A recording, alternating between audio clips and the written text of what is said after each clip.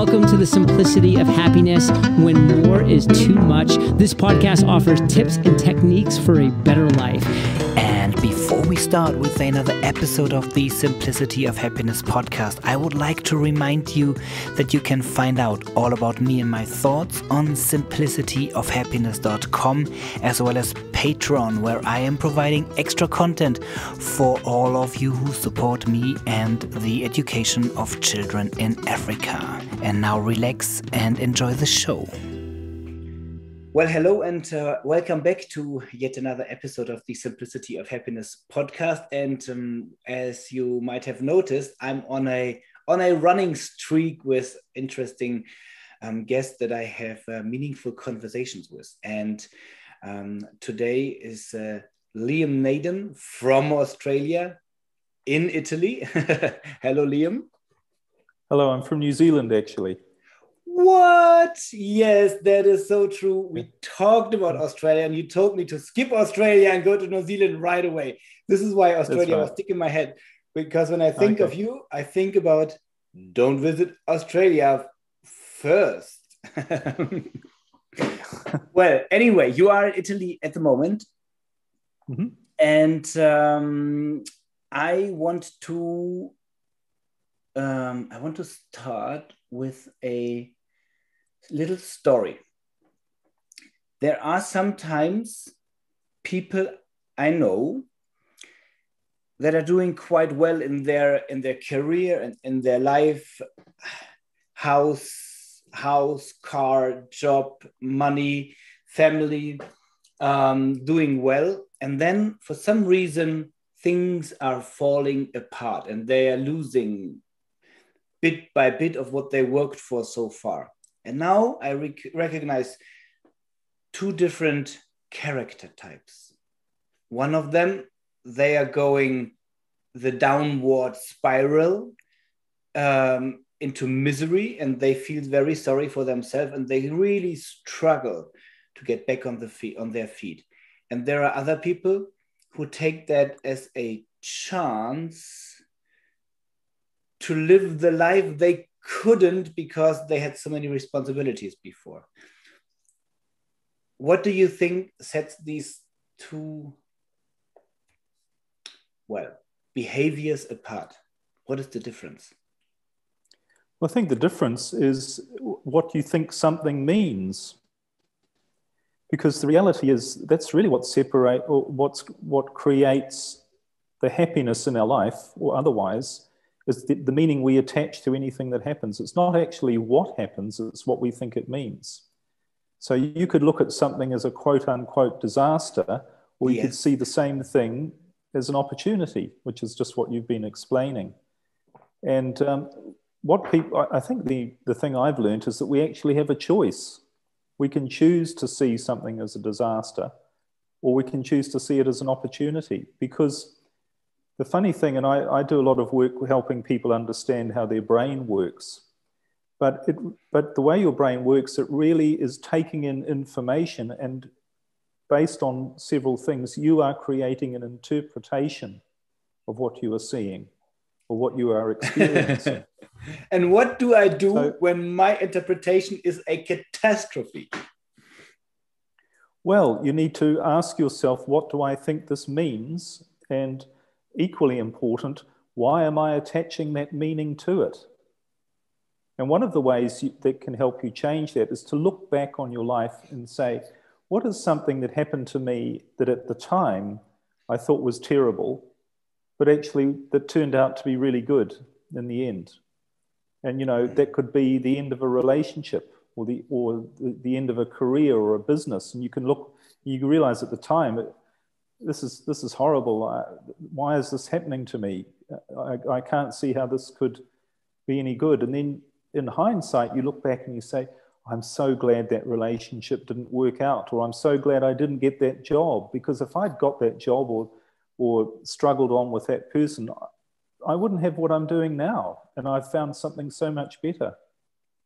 And I think that we don't have the benefit of hindsight when we're going through any experience right now. Yeah. But we have a part of our brain and a part of ourselves that actually, if we let it, knows exactly what we want, knows how to make us happy, will really lead us to the right things. And part of that might be unraveling stuff that you've built up right at the moment. And then you can look back and say, I'm really glad that happened. I'm really glad I went through that. And I think if people are really honest and they really reflect on this and they look back on things that they thought at the time were bad things, they can see that they've had a very positive outcome. Can I just tell you a little story in relation to that? Yeah. Everybody's heard of the Titanic, the sinking of the ship, the Titanic.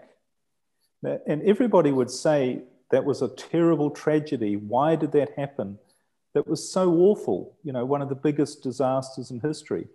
But something really interesting about the sinking of the Titanic is that more people have been saved from drowning at sea because the Titanic sank than who drowned on that ship. Because what happened after the Titanic was they reviewed all of the laws about marine safety and about safety on boats. Mm-hmm. So they've saved far more lives of people who would not have been saved if the Titanic hadn't sunk. So that's an example of what appears to be a disaster actually turns out to be a great thing.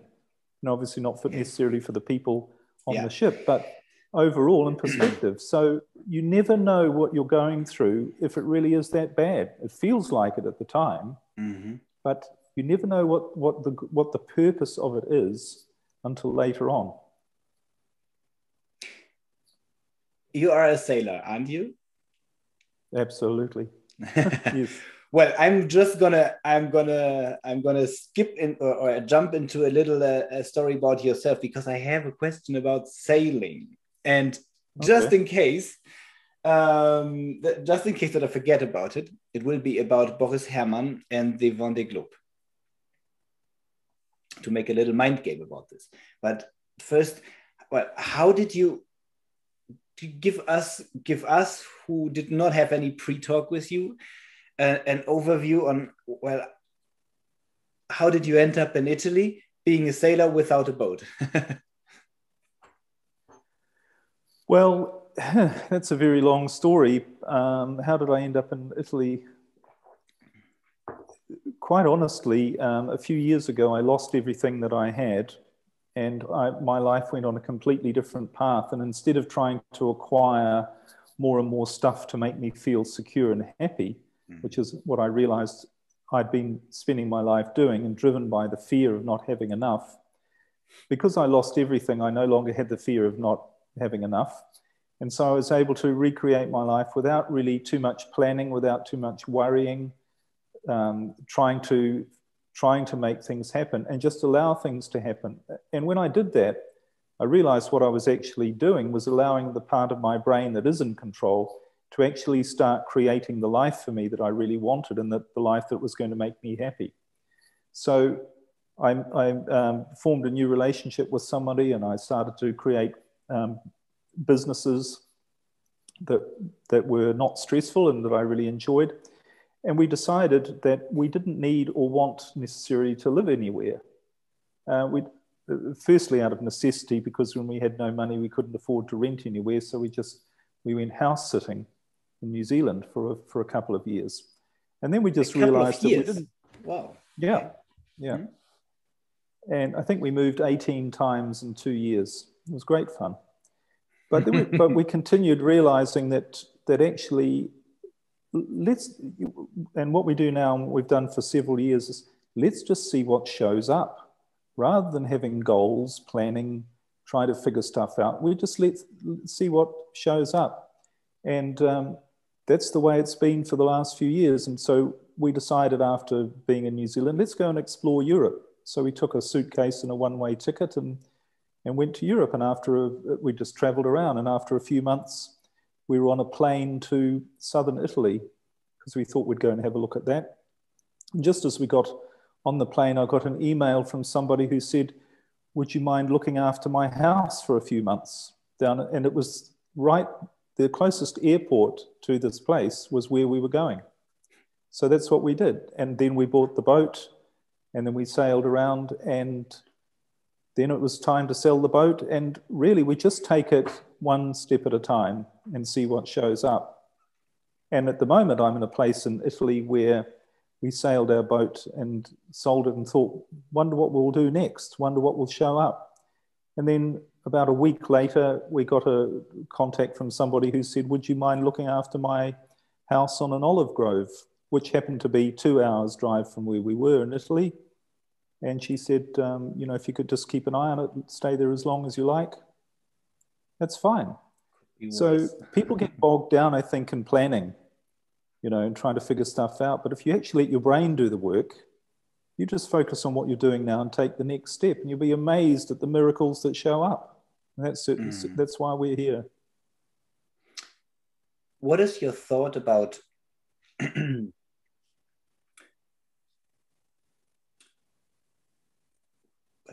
sharing versus using versus owning? Do you mean possessions? Stuff. I think it really comes down to who you are. You know, one of the biggest problems I think we have is we try and define who we are by comparing ourselves with other people. So we go, well, that person's got a lot of stuff, so they must be happy, so I need to have a lot of stuff. And of course, the whole advertising and marketing industry is trying to tell us that we need stuff. But I think, so it really comes down to what you want and what makes you feel good. But I think for most people, what they need to realize, and I learned this the hard way, and I'm really glad I learned this, is that stuff really does bog you down and clutter you. You know, my partner and I have lived for nearly 10 years with literally nothing more than what we can put in a suitcase. And it made us realize, and we do that by choice, and we don't want any more stuff. And what you realize is that the more stuff you have, the more you have to look after, the more energy of your own energy gets put into that stuff, if you like. And that really clutters your mind and clutters your ability to just allow things to go with the flow. Because I think for most people, what they see stuff as representing is security. And they think, well, if I've got more money and if I've got more things, I've got a house and I've got all these things, then I'm going to feel secure. But security is very much an inside thing. And if you're trying to get something to give you a feeling of security, A, that's not going to work, and B, it's around the wrong way because you're using your brain the wrong way. Because you get into a state of always, you use what I call the part of your brain that's your survival brain, which always needs more. So if you're in the habit of needing something more for you to feel good, that's a habit that you're never going to break. Whereas if you can get into the habit of feeling good and secure where you are, then you're going to get more of that brought to you. Yeah, you're enough alone in a room. And when you realize that, there's nothing somebody can take away from you, which is giving you much more. I mean, if there's nothing that you can lose, that's the biggest security that you have. Because as soon as you own something, it's something that you need or can worry about because you can lose it. Well, exactly. And at the end of the day, what do we all want? We all only want one thing. And actually, we're biologically designed to have this one thing. And that is, we want to feel good. We want to feel happy. We want to feel strong, resourceful, at peace. We want those things. And really, if we're trying to get things to have that feeling, why not just have that feeling now? Why not ask yourself, how can I get the feeling that I really want without having to just keep trying to get more stuff? Because a lot of the people I work with are like me, who've been very successful, who are very successful, and they get to the point of saying, you know, this is crazy. No matter how much I have, I'm not happy. Yeah. And that's the way I used to think. I used to think, this is absolute. What's going on here where I can't be happy with what I've got? I always have to feel stressed, and there's always something more I could achieve, you know. And we have this myth in society. We glorify achievement. You know, here's a person who they're achieving great things, and you have to set bigger goals and strive and do more and overcome struggle. This is not the natural way of nature that we're a part of. It's not about struggle to get more. It's about enjoying and being here and enjoying what you have. And then you get everything you want, including feeling happy. Yeah, happiness is what you really want. Happiness is a place to come from, not a place to go to. Exactly. And people think this is a nice idea, but it's actually a biological principle as to the way we physically work. Because when we're feeling good, we're in a state which biology calls homeostasis, which is a natural state of perfect functioning of the organism. But you can only be like that. You can only function perfectly when you're in a happy state. And people, and that's why you have to be in a happy state first, so that all of your resources of your brain and your organism can bring more of what you want to you. Which brings me back to Boris Herrmann. Did you follow the Vendée Globe, the race around the world? No, not. It's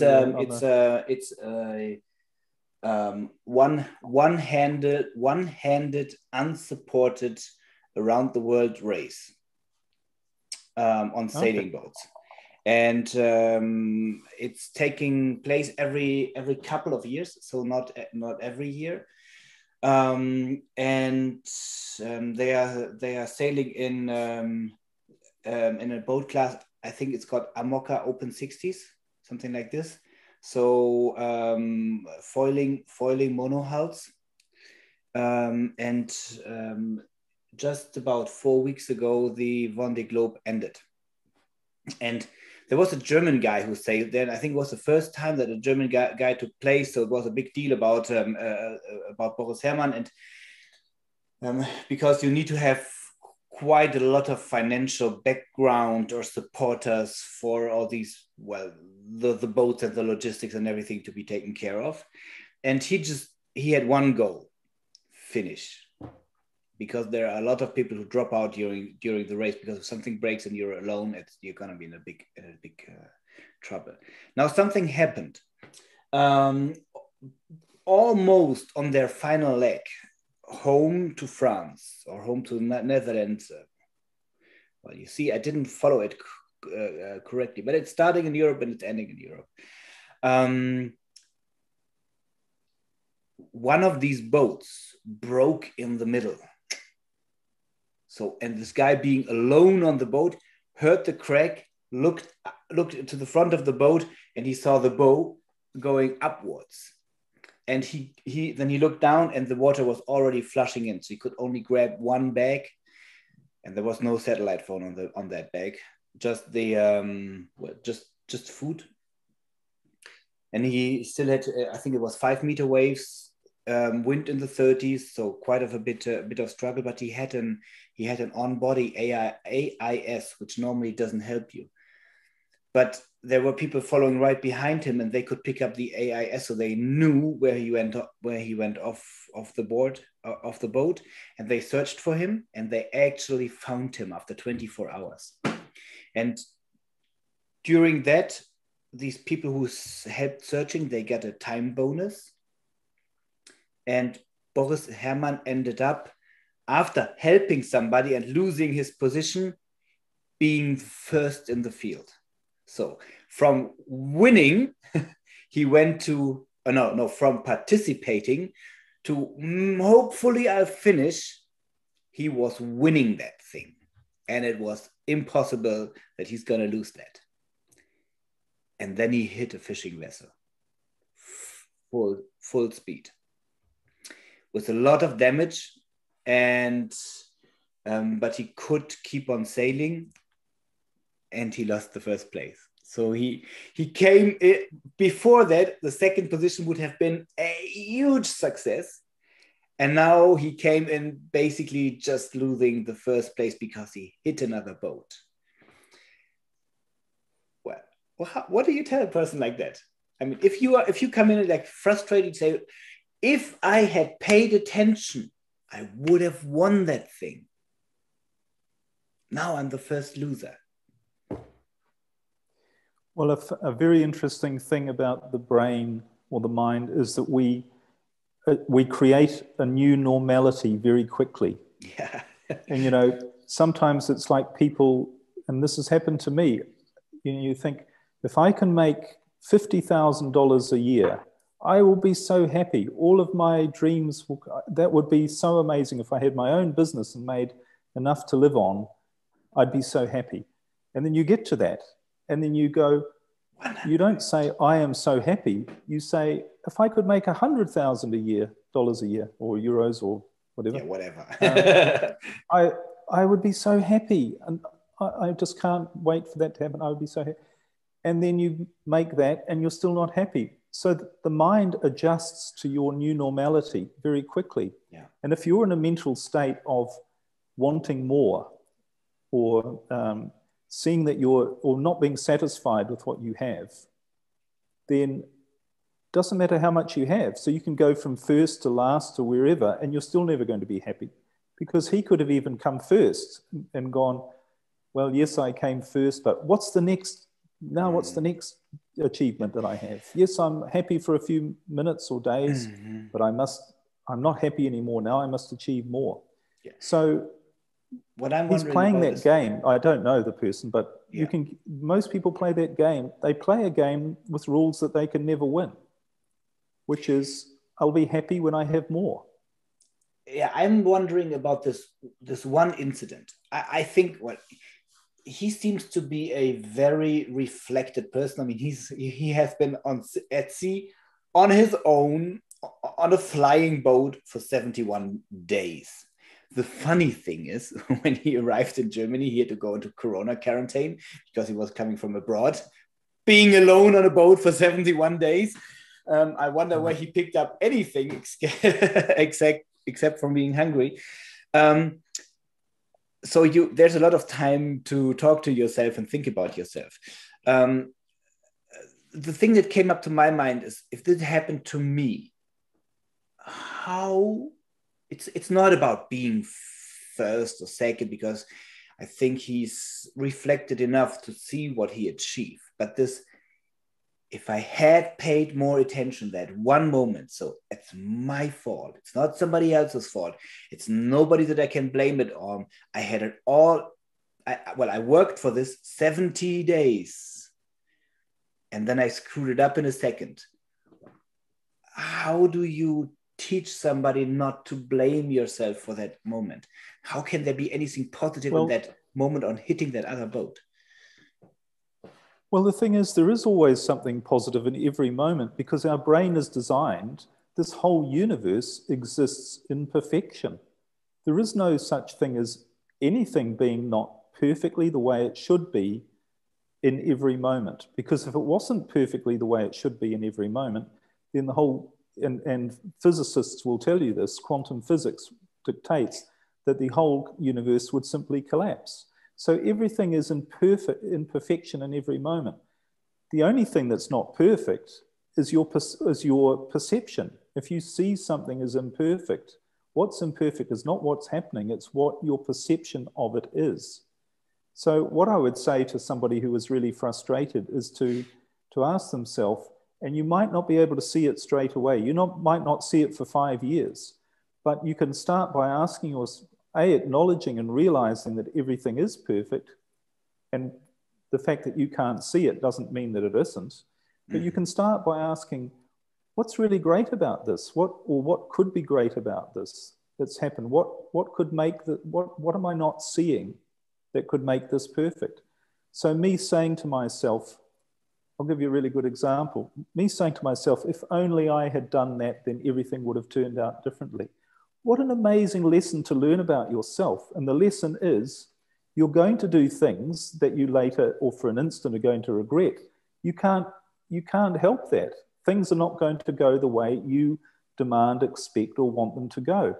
But what an amazing lesson to learn is not to try to make things, not to try to judge things negatively. And to realize when you say, I'm so frustrated that didn't happen, that didn't happen. You're the loser if you're frustrated. That's the only game. The game is not about winning the race. The game is about managing your own state so that you don't mind what happens. And that doesn't mean you don't, if you're in a race, you don't go for it and want to win. But if you don't win, and you realize that feeling upset and stressed, that's the real loss. It's not about the race at all. It's about how you feel. And when you're not feeling good, and when you judge something negatively, you lose. So you can look at that and say, wow, what a great lesson that I'm learning about not trying to control events, but controlling my reaction to them. Because that means in the future, if something doesn't go my way, or if it doesn't go the way I expect, then I know I can deal with it in a resourceful way and see that it's probably perfect, and I'm glad it didn't happen anyway. Are you, or have Is that making sense? Yeah. Have you been motivated by winning? I used to be, but again, I realized that was a really futile game for the real thing that I wanted, which was to be in control of my life. And to be in control of your life doesn't mean to be in control of the events. It means to be in control of how you feel. And so what I realized was that trying to win things rather than or try to get a sense of achievement out of getting something I didn't already have is simply a game that is never going to give you what you really want, which is to be happy. And I know I've said several times what we really want is to be happy, but it's true. And it's a biological state that our brain and we are designed to be in, is in a happy state. That's our natural state. That's our creative state. So that's the short answer. So how do you combine having and thriving for goals and still be happy in the present moment? Well, the simple question is, don't have goals. You know, I spoke to a really interesting gentleman last week who built up a company. He's an older guy now, but he built up a company in the 1990s. He had 1 million customers. He had 500 employees. He had customers in 89 countries. He was turning over hundreds of millions of dollars. He never planned more than 4 minutes ahead in his life, because what he realized, and this is what I teach and how your brain works, is that all you need to do is take the next step, and goals are self-sabotage. And there are so many examples, and I'm sure people will relate when if you ask yourself, how many of the goals that I have set have I ever achieved? Now, if you're really honest, you'll realize it's a very small percentage. So if that's the case, and it is the truth, why are we all taught there's something special about goal setting? As this gentleman said to me, he said, goal setting is self-sabotage. He said, all of those things that I achieved, I could never have put them on a goals list. I didn't know I was going to do all these amazing things. So, and there have been so many examples of businesses who've set goals that have gone bankrupt because it's just that because they have the wrong goals, if you like. Yeah. Now, very occasionally you have a goal where you go, you know, on a different level, you know, I really want this, but you know, not only that you want it, but you know you're going to get it. So you might meet somebody and you go, this is the person I'm going to have a relationship with. Or you go into a house and you say, I'm going to buy this. Both of those things have happened to me. I bought a house that was about 3 times the amount of money I could afford, but somehow I ended up living there. I just knew that this was what was going to happen. And those sort of goals, you're in a different place. You allow those goals to happen because you know they're going to happen. You're not struggling. Yes, you're working hard to achieve them, but you're doing what comes along. You're not stressed and trying and saying, if I don't achieve that, I'm not going to be happy. So what I'm really trying to say, and I talk about this a lot and help people, stop this goal setting thing. Stop thinking that setting goals has got anything to do with creating your life, because it's only going to sabotage you. As this gentleman said to me, goals are self-sabotage. Which brings me to a question. How long are you going to stay in that house? No idea. Until we feel like moving. Do you have any plans to do anything else? Well, we have another yacht that we have we're taking possession of in July. It's being built at the moment, so that's why. So how do you do that? How can you make a plan? Well, to buy that boat, to purchase that boat, to have it built, and to buy it in July, because there's something where you are working towards. So you're thinking right now about having that boat and sailing, I think Netherlands, something like this. You were talking about something inland. Yep. I understood everything that you said, and I see the truth in it. And I have seen for myself how much better it is to enjoy the moment than to live in future thoughts. On the other hand, I'm sometimes worrying if I'm just happy now, then all I worry about, maybe if I get hungry, something like this. But then I'm losing goals. If I'm truly here with myself, why would I make the plan for buying a boat in July? Well, I'm not saying, as I said earlier, that you shouldn't have any goals at all. But what I am saying is you need to have the right goals and from the right motivation. So if something comes along to you, now obviously you're not necessarily going to get everything that you want instantly. So you could say to yourself, well, I think I want to move house. And I'll start looking for houses, and I'll start contacting agents, or I'll find out where I want to live. But you're not doing it in a stressed way. And you know that if the right house shows up, you'll know it and it will show up. So yes, there are some plans that you can make, but there's a very big difference between saying, that might be a nice idea. Yes, I would like to do that. That's the one I would like. I'll do that. Right, when can I have it? 6 months, okay. And there are certain things I need to work out, what to put on the boat, if we're talking about the boat, where I'm going to sail it, all those things. Yeah, and that's all a fun experience. I know that's going to happen. But that's a very different experience to saying, I'm really unhappy, I'm stressed, or I could be happy now, but what would happen if I lost? I need to work to earn money. I need to earn more. Because maybe I won't be able to live. Maybe I'll starve if I don't have goals. Maybe I won't be happy. Maybe I'll be frustrated. Maybe I won't be successful. Now, in that mental state, you're coming from a place of fear and stress. And when you come from a place of fear, and I teach this about how you use your brain, but the fear is your enemy, because what fear does is it puts you in a different mental state, and it literally blocks your brain's full resources to bring to you anything that you want. And this is why the teaching in the Bible and every great philosophy or cultural or religious teaching throughout history has said to us the most important thing that you need to do is not be afraid. And in the Bible, more than 300 times it says, be not afraid. And it also says in the Bible, give no thought for tomorrow. Let tomorrow take care of itself. Now, it's not saying that just because that's a cute idea. It's because that's how your brain works. Your brain is going to bring you everything you need to live the best life you can, but it's not going to bring it to you through your thoughts. It's going to bring it to you through coincidences, insights, new ideas, people that you meet unexpectedly, unexpected situations. This is the way your brain actually works. And we're busy stressing and saying, yes, I could be happy now, but things might change in the future. But I need to prepare for the, disasters or whatever. That comes from a place of not understanding who you really are and how your brain works. And that your brain will bring you everything you want. You just need to let it go and allow it to do its job.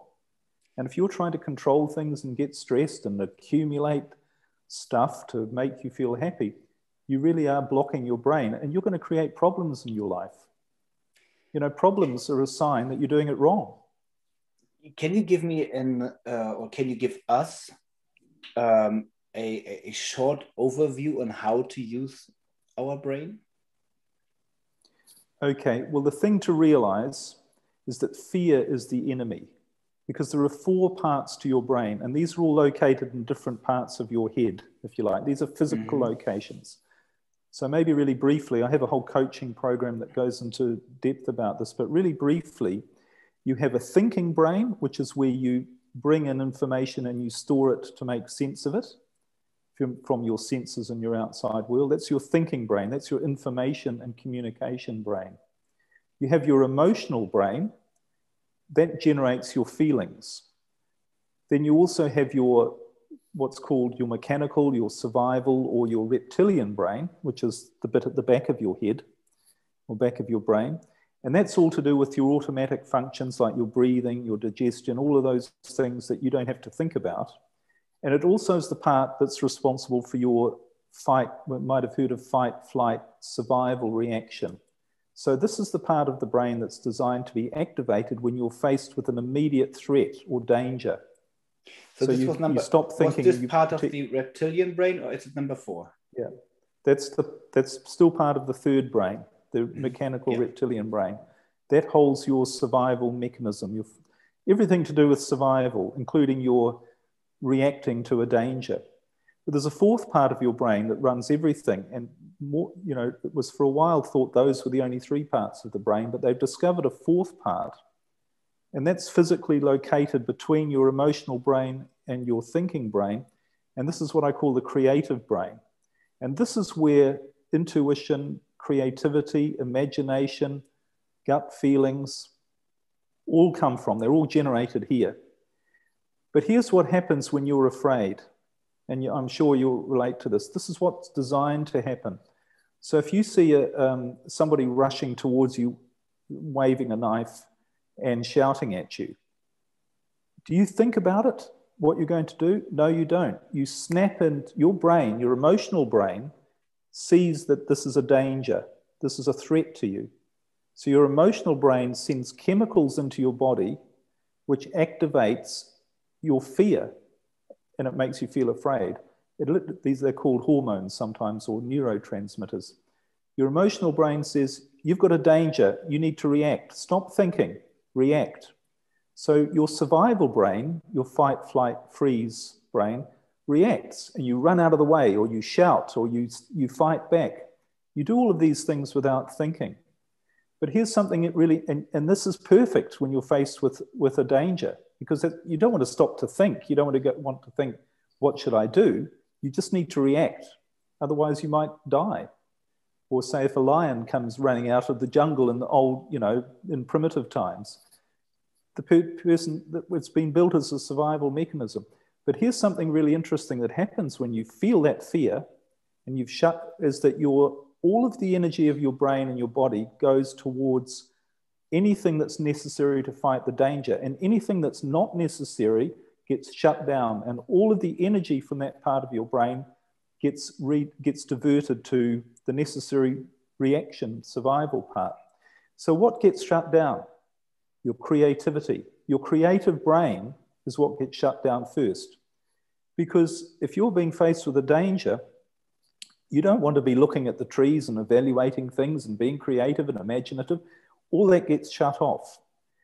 Now, where I'm going with this, and again, this is trying to give you a brief overview, but what's really important to understand is that when you're in this state, when you're in a fear state, you can't see the big picture. You can't be creative. You can't be resourceful. You can't do all of the things that might actually solve a problem. So while this is fine for when you are faced with an immediate danger, that same mechanism is activated anytime you feel fear, frustration, worry, anxiety. That blocks off your ability. So if you've got a problem and that makes you feel stressed, worried, or anxious, your brain can't fix the problem for you. Because your brain doesn't have access to all the creative resources. Now, and you can think about this, how many times, I do a lot of marriage and relationship coaching, and I tell people what to do, and I could see what they should do, but they couldn't see it for themselves. And I'd say to them, and maybe you've been in this situation, you have a friend who's going through a bad marriage, you can see, or relationship, you can see exactly what they should do. And you say to them, get rid of the person, move on, find someone better, or, stop talking to them like that. That's only upsetting them. And that person's going, yeah, no, I can't leave. No, I'm going to heal this. And it could be an abusive relationship, but they can't see it, but you can. You can see clearly what they should do, and they literally can't see it. And why is that? Their brain is not allowing them because they're in an emotionally anxious, fearful, stressed, frustrated state. So that's why the real key, and what I teach people, is there's only one enemy in your life, and that's fear. Because fear, on a physical level, is blocking you from seeing what to do with your life. It's blocking your creative brain's resources. So you don't need to try, and everything most people try and do, they do to try and get rid of their fear. That's the motivation for most people. I need to set more goals because I'm worried that if I don't, then something bad might happen to me. I need to have more stuff because if I don't, then, you know, I need to prepare for all eventualities, that there might be some emergency come up. It's all motivated by fear, and your brain can't do its job properly. It can't bring you the things that are really going to make you happy. All it's going to do is give you problems, because one of the things about the survival part of your brain, it activates something called the sympathetic nervous system. And the sympathetic nervous system, when you're in that state, its job is to look out for every single possible danger that you're faced with. So if you hear a noise in the forest and you don't know what it is, your brain is focused 100% on that. What's the problem? What's the sound? Where's it coming from? Is it dangerous? Do I know what it is? Are there any other sounds? Your brain's not going, hang on, just think about it. It's just a sound. You don't need to worry about it. Look at these lovely flowers around you and the beautiful forest you're in. Your brain can't do that. And this is why you see in society today, people scared, afraid, and worried and doing completely irrational things. Because their brain can only get them focusing on negative things. They can't see the big picture, literally. Excuse me. So I hope this is giving you a bit of an overview, but in a nutshell, your only goal in life is to allow your creative brain to work and bring you everything that you want, everything that you really want and you're supposed to have, that's really going to make you happy, feel fulfilled, and feel in control of your life. And the only thing that's blocking you or blocking your brain is fear, because you're living in this state where it's unable to access that. And now, how do I turn off the fear? Well, I have a process called Neuro-State Rebalancing, which shows you how to do this. Because the reality is, the fear comes from your emotional brain. Your emotional brain, it's also called the limbic system, or the amygdala and the hippocampus, to get really technical. But what your emotional brain does is it takes all of the information that comes in from your thinking brain, and it relates it to so your emotional brain's sole job is to look around, interpret what's going on in your environment, and to go, is this safe or is this dangerous? It's the emotional brain that makes the decision. And the way it does that is it refers to every other experience of your life, and it says, what's happening now, has that meant safety or danger in the past? And if it's meant safety, so you look at, a nice sunset, and you have memories of, yes, a nice sunset is safe, so you feel good. So your emotional brain says your environment is safe, so therefore it activates the chemicals that activate your creative brain, and you live in a naturally happy and creative state, the way you're supposed to. But if it sees a lion running through the forest or someone running at you with a knife and shouting, then it looks in and says, what does this mean? This means danger. Okay, get into survival state, focus on removing that danger, forget about anything else. So the trick, if you like, is you've got to reteach your emotional brain what everything means. Because most of the things that most people are afraid of, the first thing you need to do is uncover what it is that you're afraid of. Most people don't know that they're driven by fear. But anytime you feel anxiety, worry, frustration, there's an underlying fear. So the first thing you have to do is you have to uncover what that fear is. And the second thing is you have to teach your emotional brain, and this is what I teach through Neuro-State Rebalancing, You have to teach your emotional brain that it's not actually anything to be afraid of at all. And this is why people turning on the news and going, oh, there are people dying of something. Oh, that makes me feel bad, really bad. What your emotional brain is saying is, because there are people dying on the TV and somebody's telling you how terrible the world is, that means that you could die. Now, you might think logically that's stupid, and it is. But that's not what your emotional brain is saying. Your emotional brain is saying, this is a threat to you. There's people on the TV dying. It's a threat to you. So it automatically makes you feel bad, and it gets you doing things that A, are probably irrational, they are, and stopping doing the things that are actually going to improve your own life. So that's what you've got to do. You've got to uncover what your underlying fears really are, and most of us don't know. We don't know that's driving our life. And then you have to reteach your emotional brain that it's actually nothing to be afraid of at all. Because here's something really interesting. Can I just make one other quick point? Yeah. Why are we afraid of death? Why?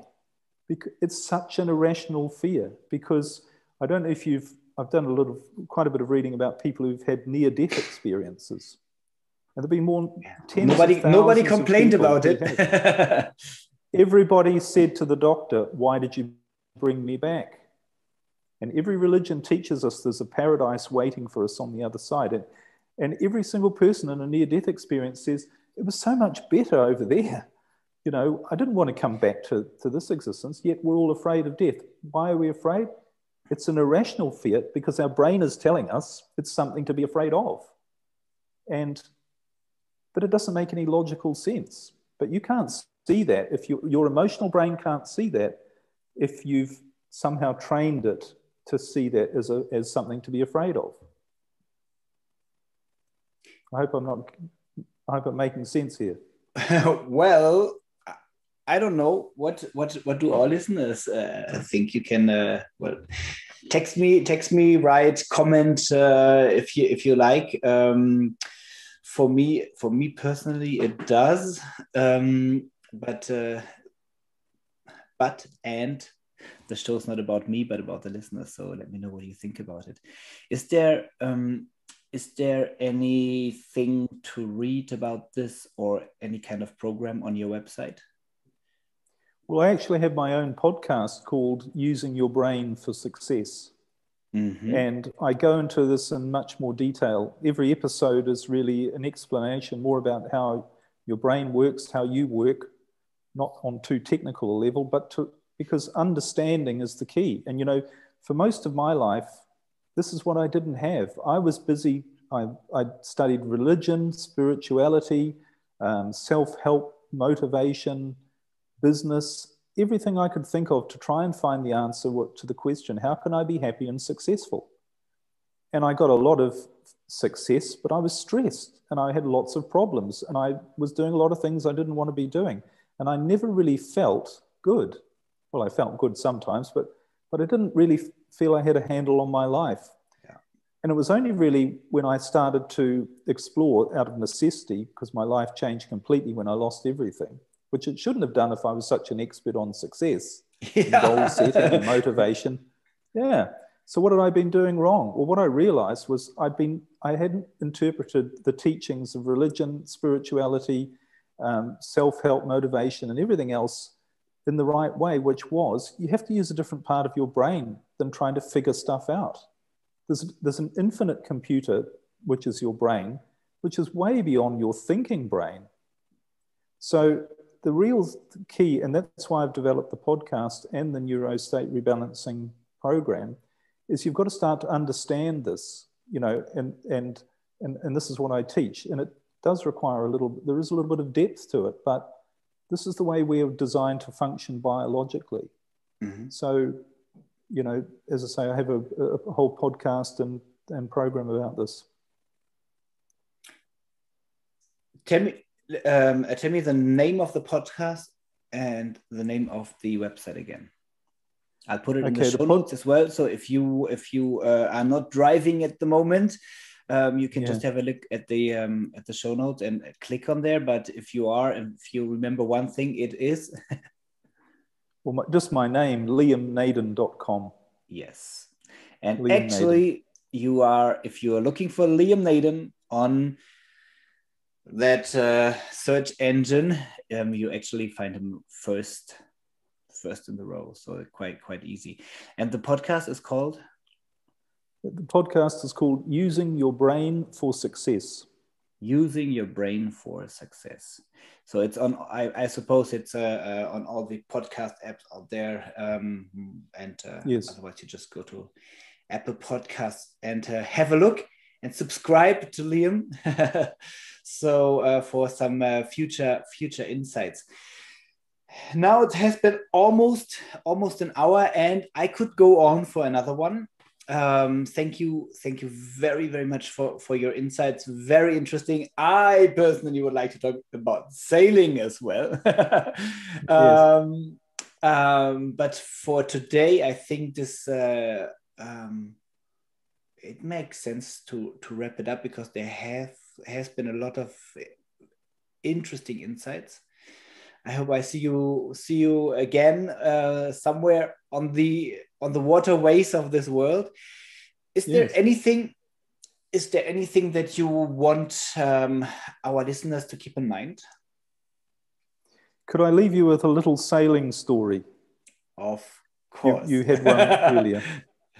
Now, for the last 5 years, I've been sailing around Europe, from everywhere from Norway down to Turkey in the Mediterranean. Mm-hmm. But there's something really interesting about a sailboat that I've found, and my experience on a sailboat. So what would happen is my partner and I would say, well, we would like to go to a certain place. We'd be on our boat in a bay or an anchor. Where do we want to go next? We want to go to a certain place. So we would have an idea of a destination that we would like to go to.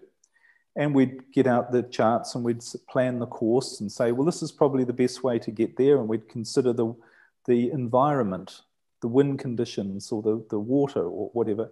We'd say, this is this is the best plan to get there that we can think of.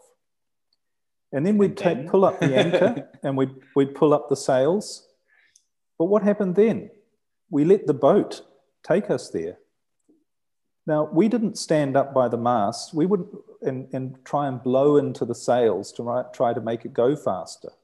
And we didn't get all stressed and think we weren't going to get there. And we didn't get out the back and paddle our feet and try and push the boat along further. What we realized is it's the boat that was going to get us to where we wanted to go. And sometimes we might need to adjust course. Sometimes we might not get to the destination where we thought we wanted to go, because the conditions meant it wasn't the right place to go. But we let the boat do the job. We didn't do the job. Sure, we steered it and we kept an eye out and we adjusted things, but we weren't the ones pushing the boat to our destination. And when you understand how your brain works, you realize it's not you that's getting you to where you want to go. Your job is to enjoy the journey, to have a bit of an idea about where you want to go, to keep an eye on the conditions, but to realize you're going to get somewhere where you should be getting to, and you can enjoy the journey. It's not your job is to push the boat along. And that's the power of your brain. When you really understand it, when you really understand what's driving your life, you realize there's a boat driving your life, not your thinking thoughts. And very occasionally, or another thing about the boat, if you get into real danger, if something is going to threaten your life, if the boat is going to sink, say if you hit something, or like the man in the race, you've got something called a life raft, and you can pull that life raft out and you can get in it. Now, the life raft is never going to get you to where you want to go, but it is going to save your life. So you only ever want to use that life raft when there's no alternative, when you're going to die if you don't use that life raft. You don't pull it out just when you think something bad might happen. But most people live in their life raft, and they're trying to get somewhere, and by using, which is their fear brain, which is only supposed to be pulled out when you're facing an immediate danger, a threat, a real danger. They're using that all the time, and they're wondering why they're not getting anywhere. Yeah. And they're struggling along in the life raft, trying to push themselves to a destination. And they are stuck on the life raft. They're not using the boat the right way, are they? And it's the same with and this is what I teach about the brain, is if you understand who you are, who you really are, and how your brain really works, you can let it take you to where you're supposed to go. You don't need to struggle and try and push it harder. Yeah. It'll take you there. And when you ever have a meeting or a rendezvous with a sailor, you either pick a place or a date. Yeah. And maybe that's something that helps in life as well. Liam, I'm thrilled. Thank you so much. Well, I hope for more. Thank you for being on the show. Thank you very much for having me on your show. It's been great.